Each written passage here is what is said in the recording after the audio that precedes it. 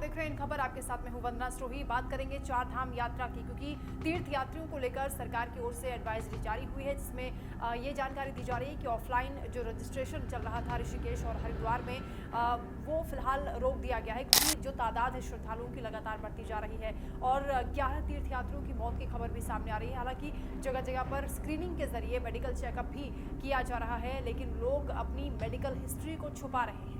लाखों की संख्या में भक्त पहुंच रहे हैं चारधाम यात्रा के दौरान। काफ़ी चैलेंजिंग हो गया है सरकार के लिए इसको हैंडल करना। इसके लिए जो मुख्य सचिव है वहाँ की राधा रतूड़ी, उनकी ओर से भी ये जानकारी दी गई है कि उन्होंने फिलहाल वीआईपी दर्शन को भी आगे बढ़ा दिया है, यानी वीआईपी दर्शन पर जो रोक लगाई गई थी 31 मई तक उसको बढ़ा दिया गया है, क्योंकि जो आम श्रद्धालु हैं अभी वो ही दर्शन नहीं कर पा रहे हैं। अभी एक दो दिन पहले ही ये जानकारी मिली थी कि करीब 45 किलोमीटर लंबा जाम झेलकर 25 से 26 घंटे जाम में जूझने के बाद जो श्रद्धालु हैं वो दर्शन के लिए पहुंच पा रहे हैं। इतनी बड़ी संख्या में पिछले साल का भी रिकॉर्ड टूट गया है।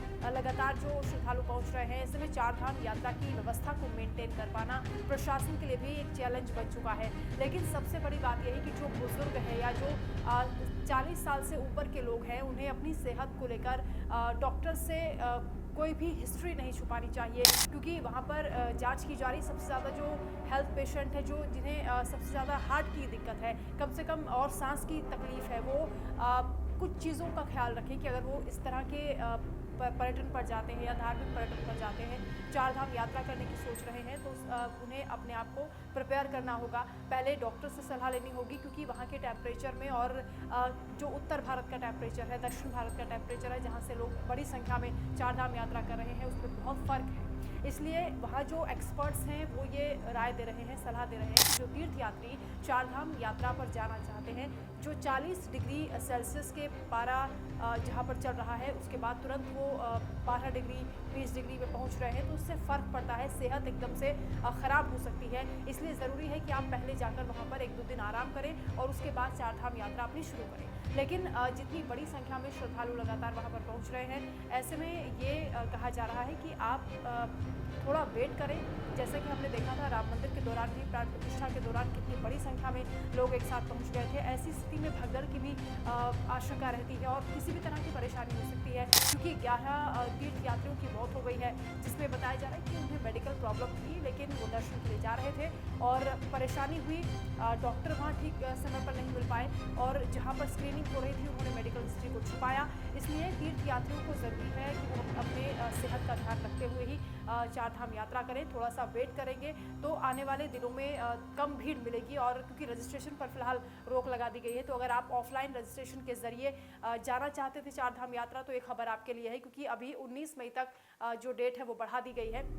पहले 16 मई तक इस डेट को रखा गया था, अब 19 मई तक रजिस्ट्रेशन आप ऑफलाइन नहीं करा सकते हैं। अगर आपने सोचा है कि ऑनलाइन आपकी बुकिंग नहीं हो रही है या लगातार दिक्कतें आ रही हैं, तो आप सोच रहे होंगे कि ऋषिकेश और हरिद्वार से आप रजिस्ट्रेशन करा लेंगे, लेकिन ऑफलाइन रजिस्ट्रेशन पर भी फिलहाल रोक लगा दी गई है। तो आपके लिए काम की खबर है, अगर आप तीर्थ यात्रा करना चाहते हैं तो सबसे पहले आप अपना मेडिकल चेकअप कराएं और ज़रूरी सुविधा के साथ चलें, क्योंकि वहाँ के टेम्परेचर में और जहाँ से आप जा रहे हैं वहाँ बहुत अंतर होगा। इसलिए एकदम से आपकी सेहत पर इफेक्ट ना पड़े, और सरकार के लिए भी मुश्किल हो जाती है ऐसे वक्त में, क्योंकि वो तीर्थ यात्रियों को संभालें कि बीमार लोगों को संभालें, आप समझ सकते हैं। इसलिए प्रशासन के लिए चुनौती ना बने, और तीर्थ यात्रा आपको करनी है तो अपने परिवार के लिए भी ज़रा सोचें कि अगर आपको कुछ हो जाता है तो उनको कितनी परेशानी होगी। इसलिए थोड़ा सब्र करें और पेशेंस के साथ तीर्थ यात्रा, चारधाम यात्रा की करें। चारधाम यात्रा से जुड़ी एक और बड़ी जानकारी आपको दे दें कि बॉर्डर पर रजिस्ट्रेशन चेक किया जा रहा है। अगर आप बगैर रजिस्ट्रेशन के जाते हैं तो आपको वहां से वापस भेज दिया जाएगा, और अगर आप बिना रजिस्ट्रेशन के जबरन घुसने की कोशिश करते हैं तो आपके खिलाफ कार्रवाई भी वहाँ पर हो सकती है, क्योंकि प्रशासन इस वक्त बहुत सख्त है, अलर्ट है। और ये ज़रूरी भी है कि जो लाखों की संख्या में श्रद्धालु जा रहे हैं, जो रजिस्ट्रेशन पहले से ही करा चुके हैं, उनके लिए परेशानी का सबब बन सकता है अगर इतनी भीड़ वहाँ पर पहुँच जाएगी। साथ ही ये भी जानकारी आपको दे दी कि अगर आप मोबाइल फ़ोन लेकर जा रहे हैं तो 50 मीटर के दायरे में, यानी जो बद्रीनाथ है या केदारनाथ धाम है, उसके 50 मीटर के दायरे में आप मोबाइल फ़ोन का इस्तेमाल नहीं कर पाएंगे। कोई रील आप नहीं बना पाएंगे। अगर आप ऐसा करते हैं तो वो अपराध की श्रेणी में आएगा और आपके खिलाफ मुकदमा भी दर्ज हो सकता है, FIR भी हो सकती है।